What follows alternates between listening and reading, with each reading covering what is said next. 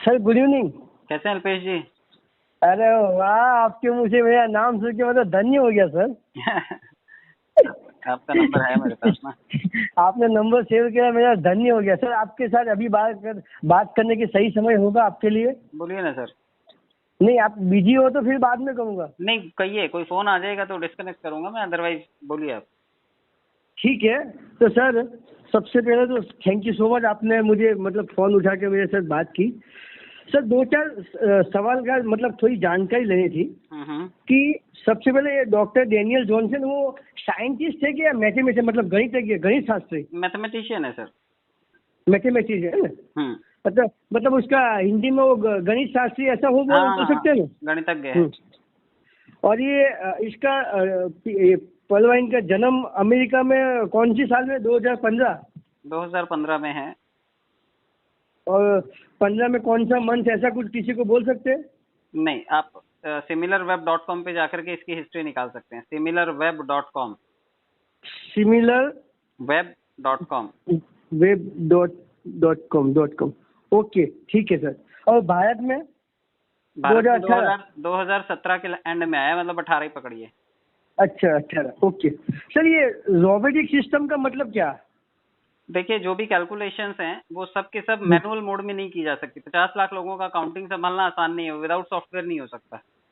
बराबर। रोज इतना सारा कैलकुलेशन मैनेज करना ये मैनुअली नहीं किया जा सकता। 50 लाख लोगों का हिसाब किताब रखेगा कौन और इतनी अकाउंटेबिलिटी संभालेगा कौन? तो ये सब चीजें ऑटोमेटिक सॉफ्टवेयर से होती हैं, तो इसलिए इसे ऑटोमेटेड या रोबोटिक सॉफ्टवेयर कहते हैं। बराबर। और सर ब्लॉकचेन का मतलब? ब्लॉकचेन एक टेक्नोलॉजी है, जैसे एंड्रॉयड है, उससे पहले विंडोज था। तो वैसे ब्लॉकचेन एक टेक्नोलॉजी है और इस टेक्नोलॉजी पे बड़े सारे काम किए जा सकते हैं जिसमें घपत गोल के चांसेस कम होते हैं। आप फाइल अच्छा। या रजिस्टर या कंप्यूटर से डाटा उड़ा सकते हैं, लेकिन ब्लॉकचेन टेक्नोलॉजी का मतलब होता है कि आपकी सारी डिटेल्स एक बार एक ब्लॉक में सेव हो गई तो आप उसे डिलीट नहीं मार सकते, फॉर्मेट नहीं कर सकते। वो सभी का सभी स्टोर रहेगा उस ब्लॉकचेन में। ब्लॉक का मतलब एक छोटा सा बक्सा, और चेन का मतलब उस बक्से को चेन से बांधा हुआ। आपका बक्सा अलग है जिसमें आपका डाटा है, मेरा बॉक्स अलग है जिसमें मेरा डाटा है। मतलब मेरा मेमोरी कार्ड और आपका मेमोरी कार्ड बीच में एक चेन से जुड़ा हुआ है जिसे बोलते हैं ब्लॉकचेन। हम दोनों के ब्लॉक चेन से जुड़े हुए हैं। Okay thank you. और सर डिसेंट्रलाइज का मतलब? डिसेंट्रलाइज का मतलब है जिसमें कोई सेंट्रल अथॉरिटी काम नहीं करती। यानी कि मुझे और आपको लेन देन करने के लिए किसी बैंक की जरूरत नहीं है, मैं और आप आपस में लेन देन कर सकते हैं। डिसेंट्रलाइज बैंकों के हेरफेर की वजह से डिसेंट्रलाइज टेक्नोलॉजी बनी थी। जब बैंकों ने 2009-10 में घपले किए थे, अमेरिका में काफी सारे बड़े बैंक डूब गए थे, बैंकों ने दिवालिया घोषित किया था खुद को, तो बहुत सारे पब्लिक का पैसा डूब गया था। और भारत में भी है कि अगर कभी बैंक डूबेगा तो सबसे पहले वो पब्लिक का पैसा यूज करेगा खुद को बचाने के लिए। आपके 50 लाख पड़े हों, लेकिन बैंक पहले 1 लाख रुपए देता था, 2 लाख रुपए, अभी 5 लाख रुपए तक देगा, बाकी के 48 लाख रुपए, 45 लाख रुपए वो नहीं देगा।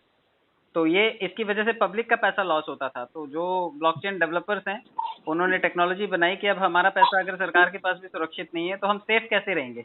तो हम एक ऐसी व्यवस्था का हिस्सा बनते हैं जिसमें कम्युनिटी आपस में लेन देन कर ले बिना किसी सरकार के। तो डिसेंट्रलाइज अथॉरिटी का मतलब है जिसमें केंद्र सरकार का कोई हस्तक्षेप नहीं होता, और बराबर। पैसे के घपत घोल होने के कोई चांसेस नहीं है। मैं आपको डीपी भेज सकता हूँ, मैं आपको क्रिप्टो करेंसी भेज सकता हूँ, और इसमें पूरा सेफ्टी रहेगा क्योंकि ये रिकॉर्ड ब्लॉकचेन में दर्ज रहेगा। इसको कोई डिलीट नहीं मार सकता। बराबर। सरकारी थैंक यू आंकड़ों सर। में क्या होता है और प्राइवेट सेक्टर में क्या होता है कि कंप्यूटर जला देते हैं, फाइलें जला देते हैं, ऑफिस में आग लगा देते हैं, कहते हैं डाटा खत्म हो गया, लेकिन ब्लॉकचेन का डाटा कभी खत्म नहीं होता।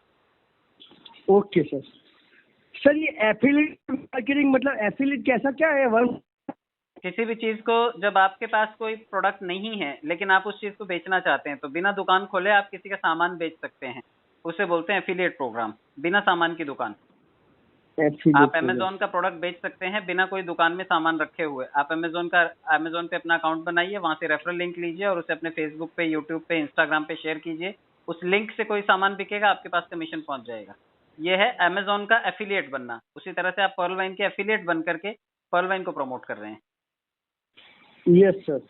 और सर ये अपना जो फंड जो 375 जो अपने क्राउड फंडिंग के लिए अलग जाता है, तो फंड का मैनेजमेंट कौन करता है सर? वो ये मतलब फंड भी बाकी के फंड की तरह इंस्टेंट डिस्ट्रीब्यूट हो जाता है और एग्जिस्टिंग यूजर्स के 8 लोगों के खाते में ये भी पहुंच जाता है। जिस तरह तो से सर ऑटो पूल 300 आते हैं, आपने चार्ट देखा होगा ऑटो पूल का, पर्ल का, उसमें एक एक डॉलर 3 लेवल से आता है और आधा आधा डॉलर 4 लेवल से आता है। तो ये इसी तरह आपके 375 रुपए किन्हीं 8 लोगों के लेवल में जाकर के डिस्ट्रीब्यूट हो जाते हैं, जिनके भी वॉलेट्स में पैसे आए हैं, जिसको 30 रुपए आए हैं, जिसको 1200 रुपए आए हैं, जिसको 4800 आए हैं, ये उन लोगों के वॉलेट में भी इंस्टेंट चला जाता है। अच्छा, 350 का इंस्टेंट चला जाता है ना सर? बिल्कुल जी। और सर ये अपना क्या बोलते हैं, फंड ट्रांसफर का जो चार्जेस लगता है, मान लो कि 32 लाख मेरे खाते में आ गए, बराबर, तो उसमें इंडियन करेंसी मेरे इंडियन बैंक में लेने के लिए मुझे कितना चार्जेस पे करना पड़ेगा? पहली बात तो करेंसी कन्वर्जन चार्जेस आपको देने पड़ेंगे 15%, जो कि इस वक्त रेमिटेंस चार्जेस हैं। जब आप किसी विदेशी मुद्रा को या किसी डिजिटल वर्चुअल एसेट को जब कन्वर्ट करते हैं तो आपको 15% तो कन्वर्जन चार्जेस देने पड़ेंगे, और उसके बाद ये इनकम टैक्सेबल इनकम होगी। डिजिटल वर्चुअल एसेट में आप इसे क्लेम कर सकते हैं और टैक्स भर के आप इस पैसे को कैश कर सकते हैं। 30% टैक्स भी देना होगा। तो एग्जाम्पल में 100 रुपये पे कितना, 15-20 रुपए के 30 रुपए, ऐसा कितना बोल सकते हैं? किसी 100 को रुपए में बोलना 15 रुपए पहले कट जाएंगे कन्वर्ट करते टाइम, उसके बाद 30 रुपए और कटेंगे, मतलब 45 रुपए कट जाएंगे आप। अच्छा, 45, मतलब 100 में से 55 अपने हाथ में आएंगे? हाँ, 55 में से भी 1-2% TDS या फिर ये अपना जो भी अलग से कुछ चार्जेस लगने होंगे वो कट जाएंगे।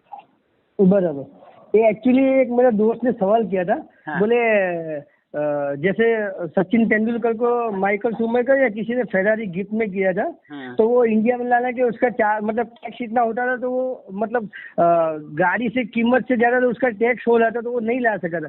तो बोले अपना फ्यूचर में ऐसा ना हो कि फंड अपने खाते में और डॉलर आए तो अपने डॉलर अपनी इनकम से ज्यादा टैक्स चुकाने का तो नहीं होगा ना? ये सवाल मेरे दोस्त का था। ऐसा कभी नहीं होता। विदेशी FDI या विदेशी निवेश जो है वो गवर्नमेंट खुद प्रमोट करती है कि दुनिया के इन्वेस्टर्स आए और भारत में निवेश करें। बराबर। तो ये विदेशी निवेश से डॉलर आप कमा रहे हैं भारत में बैठे, तो भारत सरकार को भी अगर इससे कुछ मिलता है और 30% टैक्स मिलता है तो हम लोग तो ट्रांसपेरेंट डील कर रहे हैं, कोई दिक्कत नहीं है।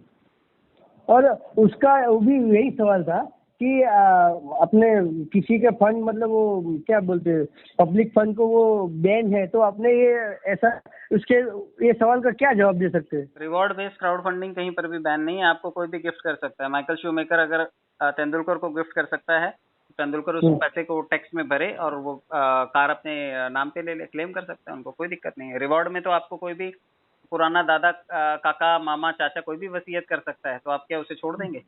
आप उसको लेंगे, क्लेम करेंगे, जो सरकार का बनता है सरकार को देंगे, बाकी प्रॉपर्टी आपकी है। क्योंकि वो बोलता है कि मैं डॉलर किसी दुबई सॉरी अमेरिका के यहाँ कहाँ से भी कोई भी विदेशी मुद्रा इंडिया में मंगाता हूँ, मतलब लेता हूँ, तो इंडियन गवर्नमेंट को मतलब बैंक को पहले जान करनी पड़ती है कि मुझे यहाँ से लाना है, बिल देना है, क्यों लाना है, मेरा बिजनेस क्या है, तो वो सब प्रोसीजर होता है, मतलब 10-15 दिन का। ऐसा कुछ भी नहीं है, क्योंकि ये सॉफ्टवेयर ही अमेरिकन है, तो कोई दिक्कत ही नहीं है। अभी मेरा यूट्यूब चैनल है, तो यूट्यूब पे मुझे तो डॉलर में वो लोग पेमेंट करते हैं, तो उनका पेमेंट मेरे पास तो भारतीय रुपए में आता है ना, तो वो डॉलर में पेमेंट करेंगे, मुझे रुपए में ही कैश होता है। उसी तरह जब हम पर्ल वाइन से डॉलर का रिक्वेस्ट एप्लीकेशन में डालते हैं तो वो हमें रुपए में कैश होता है। जो चार्जेस बनते हैं वो सरकार काट लेती है। बराबर। उसमें कोई दिक्कत नहीं है। लोग फेसबुक से पैसे कमाते हैं, इंस्टाग्राम से पैसे कमाते हैं, रील्स बना के कमाते हैं, शॉर्ट्स बना करके कमाते हैं, तो ये सारे के सारे पैसे हैं तो अमेरिकन डॉलर से, क्योंकि भारत का तो कोई कॉन्सेप्ट है ही नहीं ऐसा जिससे पैसे कमा रहे हैं। बराबर है ना। और सर ये सब लेवल का नाम का कुछ ना कुछ मतलब है ना, जैसे पर्ल वाइन यानी मोतियों की माला बोलते हैं अपने, वो तो ठीक है, वो तो मतलब ढूंढ लीजिए कि सबके मतलब है ना।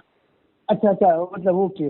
और कुछ सिक्योरिटी रिगार्डिंग किसी को कोई सवाल हो तो अपने कौन सी वेबसाइट बोल सकते हैं किसी को? सिमिलर वेब पे जाएं, whois.com पे जाएं, hypestat.com पे जाएं, स्कैम एडवाइजर पे जाएं, अलेक्सा रैंकिंग पे जाएं, और काफी सारे ऐसे ये 3-4 भी हैं, इस पे भी जाएंगे तो ये इनको मिल जाएंगे डिटेल्स।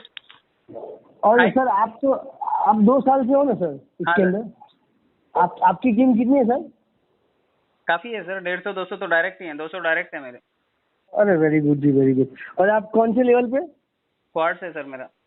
सर आप मुझे आपको मतलब मेरे जैसे कई लोगों को आपने जवाब दिया है, जैसा कि आपको कुछ लेना देना नहीं है, फिर भी आप सबको जवाब देते हैं, बराबर, और अच्छी तरह से गाइड करते हैं, तो ठीक है, एक लीडर के हिसाब से बिल्कुल सही है। लेकिन हमको आपके रिवॉर्ड में कुछ करना हो तो हम मतलब क्या कर सकते हैं, देखो लाइक तो करते ही है बराबर। मैंने मेरे ग्रुप में सबको बोला है कि रविंद्र पासवान सर का वीडियो देखो, मैं सबको भेजता हूँ मेरे ग्रुप में, तो और सब्सक्राइब करते, और क्या कर सकते हैं हम आपके लिए। और कुछ मत करिए सर, आप काम कीजिए, अच्छा 4 पैसे कमाइए। काम तो सर देखो कल, सॉरी मैं थोड़ा आपका टाइम ले रहा हूँ, कल मेरे लास्ट मैंने बोला था ई बायोटर्म वो गद्दे वाला काम, तो कल मेरे अपलाइन को पता चला कि ये लोग मतलब ये पलवाइन से करते, मुझे बुलाया, और एक्चुअली वो जो मेरा डायरेक्ट सीनियर था, ऐसे रिलेशन में मेरा भतीजा होता है। अच्छा। और मैं मासा लगता हूँ, तो उसको वाया पता चला, क्योंकि ग्रुप में नाम सबका था। हालांकि उन्होंने भी ज्वाइनिंग ली है, कुछ किया नहीं, फिर मेरे को बुलाया, बोले ये सब आप क्या कर रहे हो। मैंने बोले क्यों, क्या हुआ। बोले पलवाइन तो इसमें पैसे कहाँ से आएंगे, मतलब मुझे उनको पता चला ये मेरा डायरेक्ट अब रहा नहीं है, वो उसके अपलाइन ने मुझे डायरेक्ट ये बताया था, और मैंने ज्वाइन कर लिया। मैंने बोला भी था कि एक बार ये सीनियर को बात कर लो, तो बोले सीनियर को मैं समझा दूंगा। तो ठीक है, कल पता चला तो बुलाया मुझे, तो बोले ये 32 लाख नहीं आएंगे, लोग आपके घर पे आएंगे, मतलब मुझे नेगेटिव करने की कोशिश की उन्होंने। फिर मेरे को ठीक है, फिर मैंने बोला इसकी कोई गारंटी, तो मैंने बोला ई बायोटर्म में गद्दे पे कौन सी गारंटी आप लोग देते हो कि सब ठीक हो ही जाएंगे। फिर मैंने बोला मुझे तो इसका रिजल्ट ई बायोटर्म से अच्छा पलवाइन में मिला है, तो उनको और गुस्सा है मेरे पे। मैं अगर बोले दोनों में से एक ही करना है, तो मेरे को अगर ऐसी ही बात है तो मुझे पलवाइन में इससे ज्यादा रिजल्ट मिला है। तो बोले, और मैंने बोला पहली बात तो ये है कि सेल्स एक ऐसा फील्ड है ना जिसमें कोई किसी की बपौती नहीं है, जिसको जो ठीक लगेगा वो करेगा। मैंने वही बोला उनको, और मैंने बोला नहीं होना चाहिए, रूल्स के खिलाफ नहीं होना चाहिए, किसी भी रूल्स रेगुलेशन को वायलेट करके कोई काम नहीं होना चाहिए, बस इतना ध्यान रखना है, बस बराबर। गैर कानूनी कुछ भी नहीं करना है। तो अगर हम लोग कानून के दायरे में रह करके कोई भी चीज करते हैं, वो गद्दा बेच रहे हैं, वॉलेट बेच रहे हैं, शाहरुख खान बायजूस बेच रहा है, आमिर खान आकर के वेदांतु बेच रहा है, Hrithik Roshan white head junior बेच रहा है, सोनाक्षी सिन्हा मिंत्रा का ऐड कर रही है, अमिताभ बच्चन फ्लिपकार्ट का ऐड कर रहा है, ये सभी डिजिटल प्रोडक्ट्स हैं, सभी ई कॉमर्स वेबसाइट्स हैं। और मैंने उनका बोला कि मैं अगर पलवाइन करता हूँ तो मेरे अपलाइन जो है उनकी वजह से तो ठीक है, लेकिन मैं हमारे बॉम्बे के लीडर है रविंद्र पासवान सर, यूट्यूब पे सर्च मारना ना, उनका वीडियो देख के इंस्पायर होके मैं करता हूँ, और उसके लिए ही करूँगा, मतलब मुझे मजा आया। तो उनको और गुस्सा आया, बोले लाओ अभी का अभी यूट्यूब में मारो सर, नाम डालो रविंद्र पासवान सर, और वीडियो सुनो, एक लीडर कैसे होने चाहिए, तो उनके पास से सीखना चाहिए कि लीडर कैसा होना चाहिए। कहीं किसी को भी बस सही तरह से समझा दे तो वो सही बात है, सही तरह से वो लीडर है, और उनको हेड्स ऑफ है, तो तभी जाके उनके आज इतने वीडियो पॉपुलर है, लोग उनके चाहते हैं। तो मैंने ये सब बोला, उनको और गुस्सा आया मुझ पर। अच्छा वो सब तो ठीक है sir, thank you so much, आपने मेरा फोन उठाकर आपका कीमती समय दिया, 1 सेकेंड दिल से आपका आभारी हूँ, thank you so much. Thank you so much Rupesh sir. Okay sir. Okay ठीक है।